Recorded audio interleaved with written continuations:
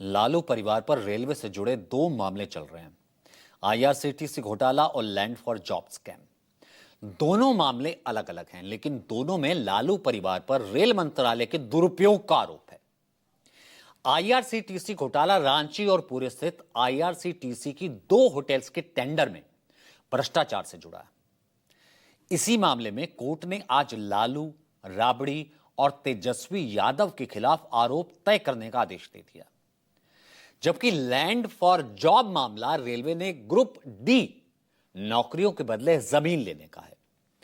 इस मामले में राउज एवेन्यू कोर्ट में आज फैसला टल गया और कोर्ट अब 10 नवंबर को फैसला सुनाएगा।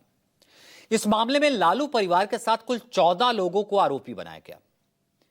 आइए आपको बताते हैं कि आखिर आईआरसीटीसी घोटाले का यह पूरा मामला है क्या। आईआरसीटीसी घोटाले का पूरा मामला साल 2004 से 2009 के बीच का है। तब लालू यादव रेल मंत्री थे, यूपी 1।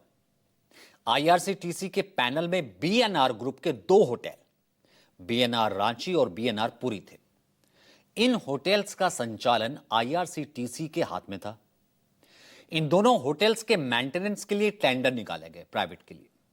आरोप है कि टेंडर में गड़बड़ी कर ठेका सुजाता होटल्स प्राइवेट लिमिटेड नाम की एक निजी कंपनी को दे दिया गया। आरोप है कि बदले में लालू परिवार से जुड़ी एक बेनामी कंपनी को बहुत कम कीमत पर जमीन दे दी गई। सीबीआई के मुताबिक पट्टा में 3 एकड़ में फैली लगभग 94 करोड़ की जमीन महज 65 लाख रुपए में बेच दी गई। इसका सर्कल रेट भी 32 करोड़ का था। यह जमीन किसी बेनामी कंपनी डिजिटल मार्केटिंग लिमिटेड के जरिए ट्रांसफर कर दी गई। बाद में राबड़ी देवी और तेजस्वी यादव के स्वामित्व वाली लारा प्रोजेक्ट्स एलएलपी ने इस बेनामी कंपनी को खरीद लिया। अब सुजाता होटल्स किनका है, यह जानकर पूरा मामला आपको एक झटके में समझ आ जाएगा। लालू यादव के बेहद करीबी हैं प्रेमचंद गुप्ता, जो पूर्व केंद्रीय मंत्री भी रह चुके हैं। लालू यादव ने अपने कोटे से प्रेमचंद गुप्ता को राज्यसभा भी भेजा था। इन्हीं प्रेमचंद गुप्ता की पत्नी सुजाता होटल्स की मालकिन है, जिन्हें मिला था टेंडर। लालू परिवार अपने ऊपर आरोपों को राजनीतिक साजिश बता रहा है। आज कोर्ट की सुनवाई के बाद तेजस्वी यादव ने सोशल मीडिया प्लेटफॉर्म एक्स पर पोस्ट किया, बीजेपी पर निशाना साधा। तेजस्वी ने कहा कि हम संघर्ष करते आए हैं, संघर्ष का पथ चुना है। चलते चलते अच्छे मुसाफिर बनना निश्चित है, मंजिल हम प्राप्त करेंगे। लेकिन कोर्ट के फैसले के तुरंत बाद बीजेपी नेता रविशंकर प्रसाद ने पीसी की। कोर्ट का हवाला देते हुए तेजस्वी यादव को भ्रष्टाचारी बता दिया। चले हैं तेजस्वी बाबू बिहार बदलने और 420 का आरोप तय कराकर अपने खिलाफ। अब 420 क्या होता है आपको तो बताने की जरूरत नहीं। धोखाधड़ी, सजा 7 साल, कॉन्स्पिरेंसी 120B।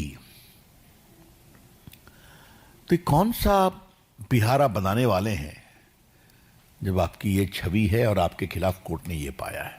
जमीन की तो चर्चा बहुत हुई है, जमीन दो नौकरी लो। और इसको ध्यान रखिए, किससे? मजदूर से, क्लास 4 से। तो गरीब लोगों की हकमारी की गई और उनसे जमीन लिया गया नौकरी के पहले।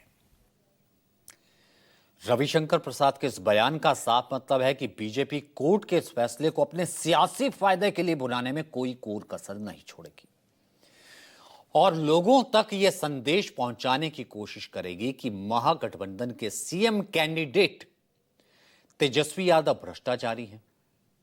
जिन धाराओं के तहत तीनों नेताओं पर आरोप तय किए गए हैं, उनमें आईपीसी की धारा 420, 420 और 120B शामिल है। इस मामले में अगर तीनों नेताओं के खिलाफ आरोप साबित हुए तो इन्हें 1 से 7 साल की सजा हो सकती है।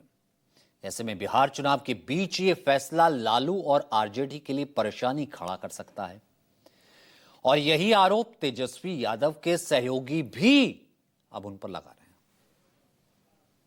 प्रतिशोध और राजनीतिक दुराग्रह का खेल जब से पिछले 11 साल से ये लोग चला रहे हैं। राजनीतिक प्रतिद्वंदी जो भी है उनको निशाने पे लाके ये सब किया जाता है।